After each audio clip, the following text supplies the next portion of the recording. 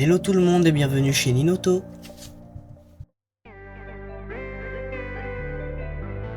Dans cet épisode, je vais amarrer deux vaisseaux ensemble en orbite autour de Kerbin.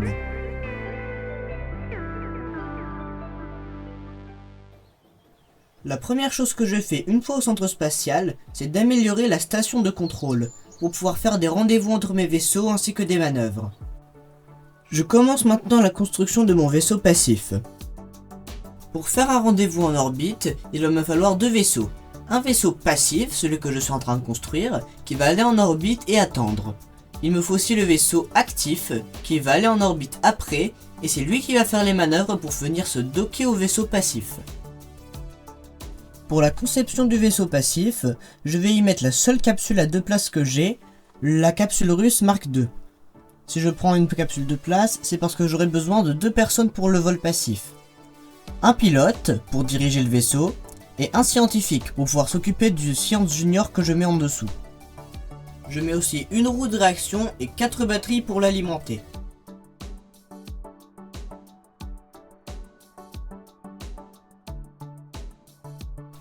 Je passe ensuite au vaisseau actif, qui est exactement comme le vaisseau passif, à l'exception près qu'il n'a pas de Science Junior et qu'il a des parachutes à son sommet. Pour faire l'amarrage entre les deux vaisseaux, je vais utiliser un étage supérieur de lanceur Noot.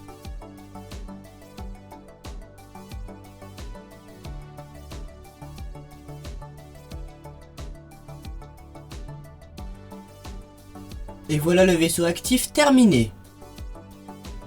Pour lancer ces deux vaisseaux en orbite, le lanceur Noot n'est pas assez puissant, mais le lanceur Noot 2 est un peu démesuré. Du coup je vais faire comme pour Ariane 6. Je vais faire une version à 4 boosters et une version à 2 boosters du lanceur Noot. Je modifie donc la version à 4 boosters pour y accoler seulement 2 boosters. Ça permettra de diminuer la puissance ainsi que le prix pour avoir un lanceur mieux adapté à la charge utile à envoyer en orbite, donc à peu près 2 tonnes. J'ai quelques galères pour mettre correctement les boosters, mais j'y arrive quand même au bout d'un petit moment.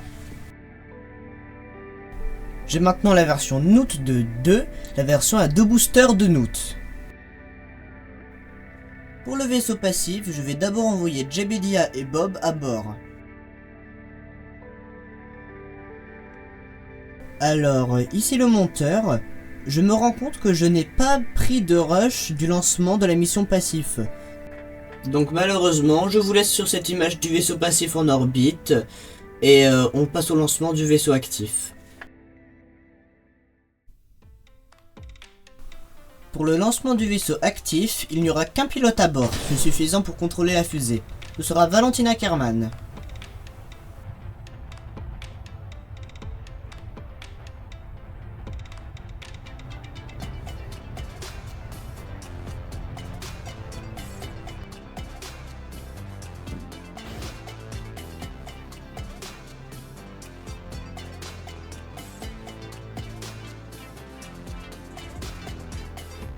Petit problème au moment de la séparation des boosters, comme sur le vol passif, que je n'ai donc pas pu mettre les extraits, il y a un problème de stabilité au moment où je sépare les boosters.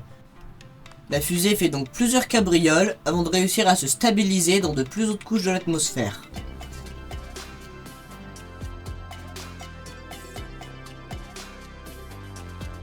Maintenant que j'ai mis mon vaisseau sur une orbite un peu plus basse que celle du vaisseau passif, pour le rattraper, je vais mettre mon orbite au même niveau, donc sur le même angle.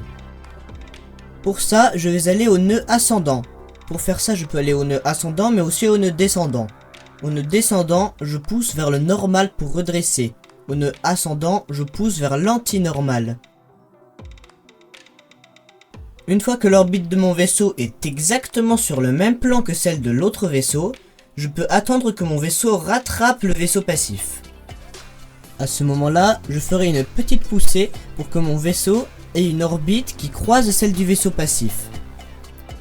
Je fais aussi plein de petits ajustements pour qu'au moment où les deux vaisseaux se croisent, ils se croisent de façon très proche, à quelques centaines de mètres, voire moins.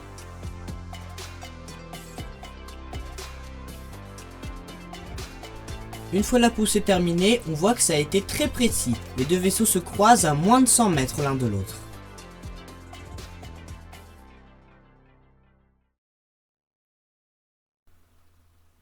Maintenant, je n'ai plus qu'à attendre que les deux vaisseaux se croisent.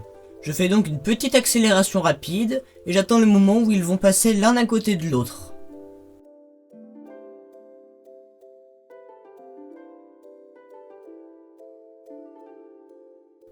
Une fois que je suis près de l'autre vaisseau, je me mets en rétrograde en mode cible. C'est très important, ça veut dire que je vais pousser de façon à ralentir ma vitesse d'approche du vaisseau.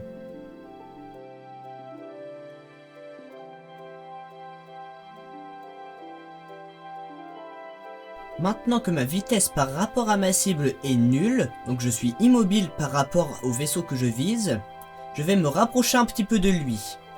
Donc je pousse un petit peu dans sa direction, et tout de suite après, je commence à ralentir, de façon à être pile en face de son port d'amarrage. Maintenant que je suis juste devant, je vais faire une petite poussée pour me coller à son port d'amarrage. Comme c'est aimanté, ça va rebondir un peu parce que c'est pas parfaitement en face, mais ça finira quand même par s'accrocher.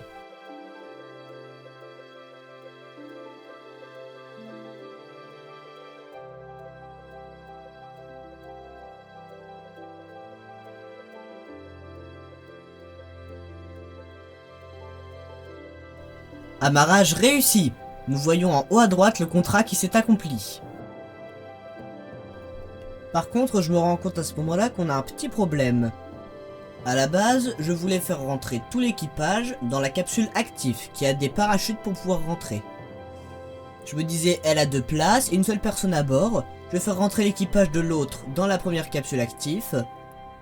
Mais j'avais oublié qu'il y avait 2 personnes dans la capsule passif. Du coup, il n'y a pas assez de place dans la capsule active. Donc, je vais devoir les faire rentrer toutes les deux en même temps.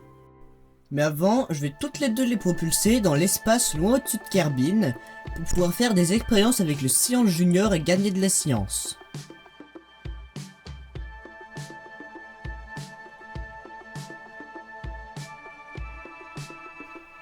Une fois là-haut, je fais marcher mon module scientifique et je gagne 37,5 points de science.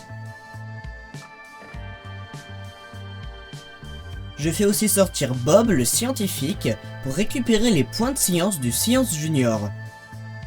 Je fais ça parce que le Science Junior pourrait cramer dans l'atmosphère, et donc on pourrait perdre ses points de science. Donc je ne prends aucun risque et je les récupère avec Bob.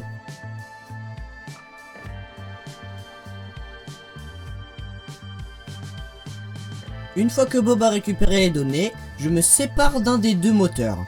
Parce qu'il ne me sert plus à rien, j'en ai besoin que d'un seul pour ralentir et faire les manœuvres. On pourrait ralentir tout de suite, mais ça veut dire qu'on tomberait de 250 km de haut sur Kerbin. Du coup, la friction serait énorme. Alors qu'en freinant au périastre, à 90 km, c'est comme si on tombait de 90 km d'altitude, donc beaucoup moins haut. Du coup, c'est ce que je vais faire pour éviter que les capsules brûlent complètement.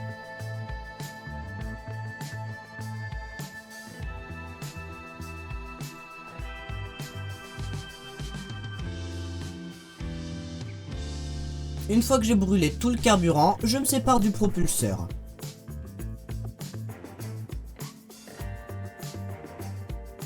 Une fois dans l'atmosphère, j'en profite pour faire une expérience avec le Science Junior.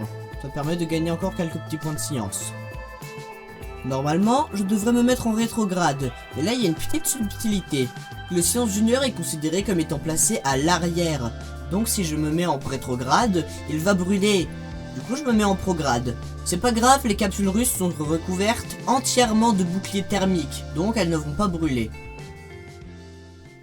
Après une rentrée atmosphérique sans aucun problème, je peux déployer les parachutes.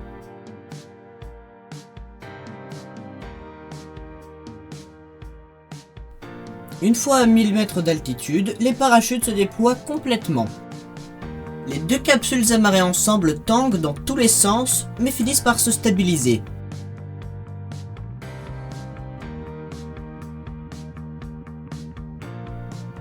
Vu la position dans laquelle les capsules vont atterrir, il pourrait y avoir quelques explosions.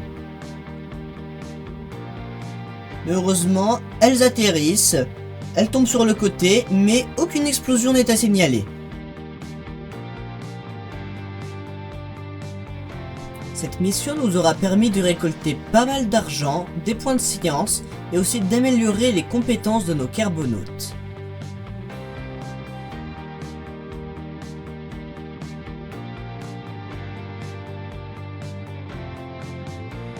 La technologie que nous allons développer cette fois-ci, c'est la technologie avec de plus gros réservoirs de carburant. Ça va nous permettre de faire de meilleures fusées avec de plus gros moteurs plus efficaces.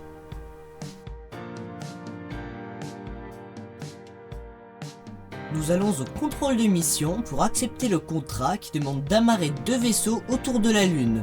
Quand nous le ferons, nous en profiterons pour nous poser à sa surface.